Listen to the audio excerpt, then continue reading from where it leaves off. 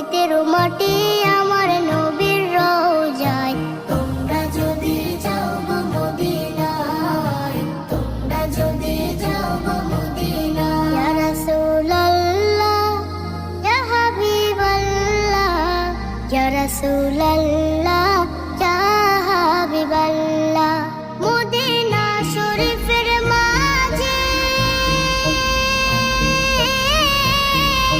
বেহেশতের বাগান আছে, সেই বাগানে শুয়ে আছেন, সেই বাগানে শুয়ে আছেন প্যারা নবী মুস্তাফা।